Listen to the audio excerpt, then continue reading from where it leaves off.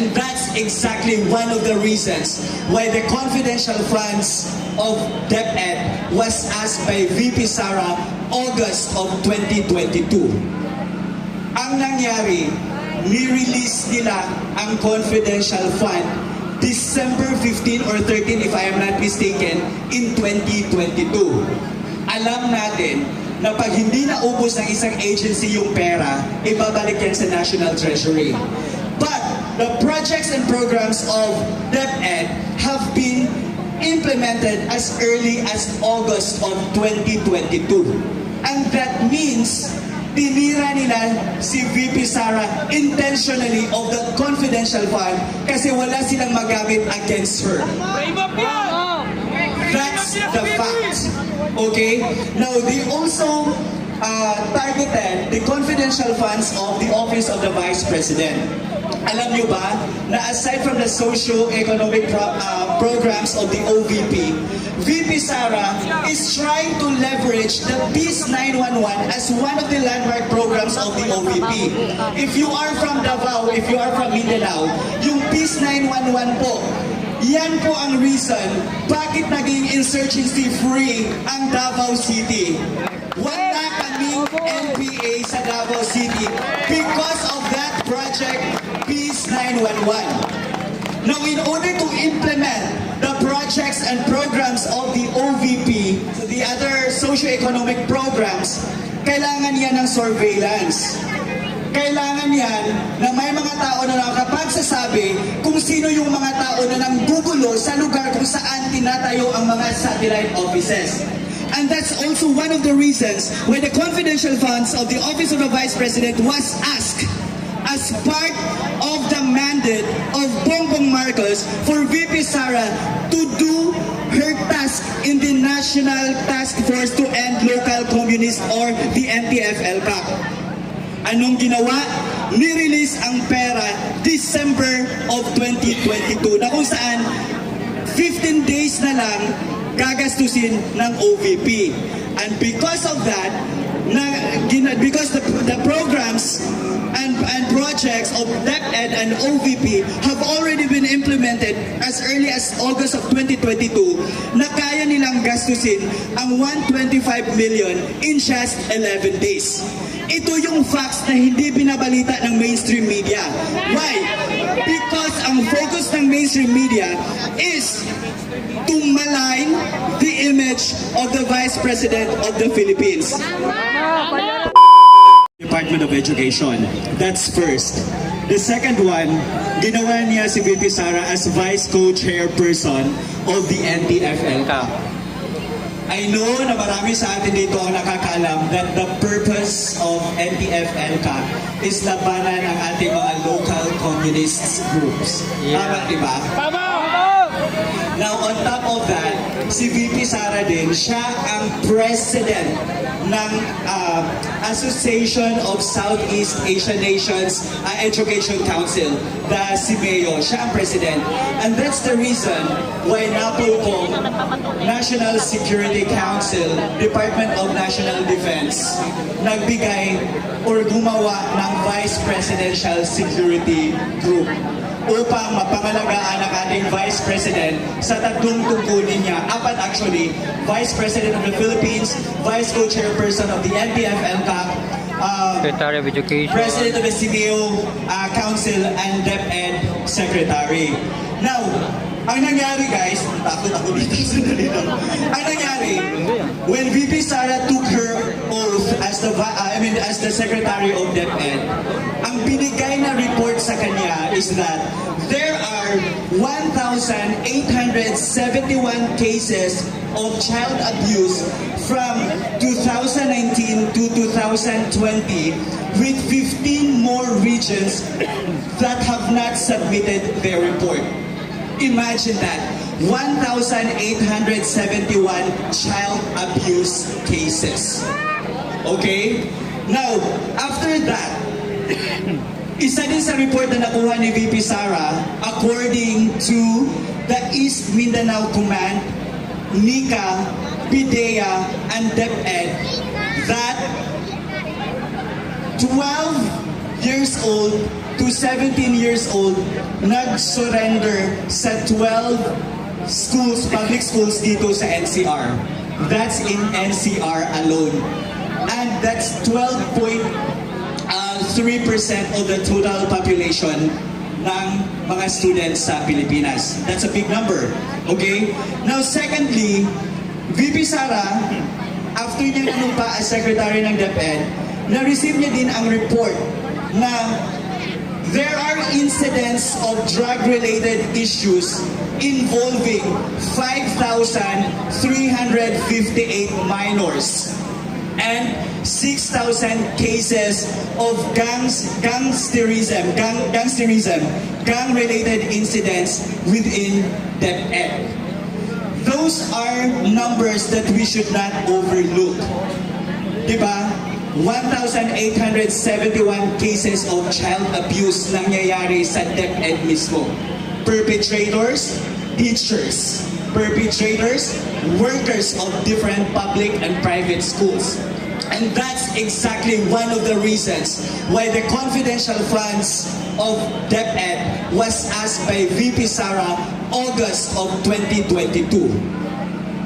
Ang nangyari, ni-release nila ang confidential fund December 15 or 13 if I am not mistaken in 2022.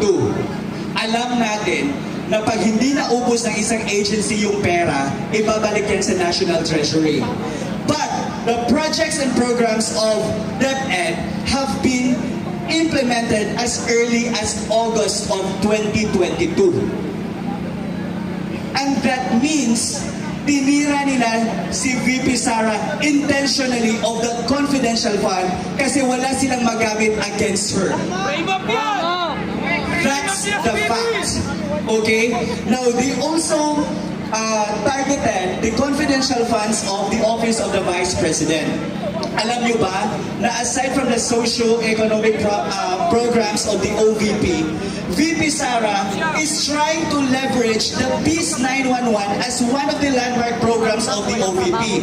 If you are from Davao, if you are from Mindanao, yung Peace 911 po, yan po ang reason bakit naging insurgency free ang Davao City.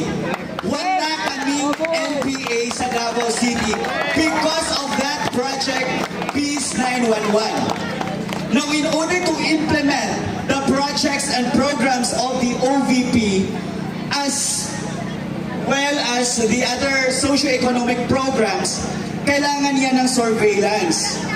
Kailangan yan na may mga tao na nakakapagsasabi kung sino yung mga tao na nanggugulo sa lugar kung saan tinatayo ang mga satellite offices. And that's also one of the reasons why the confidential funds of the Office of the Vice President was asked as part of the mandate of Bongbong Marcos for VP Sara to do her task in the National Task Force to End Local Communist or the NTF-ELCAC. Anong ginawa? Ni-release ang pera December of 2022 na kung saan 15 days na lang gagastusin ng OVP.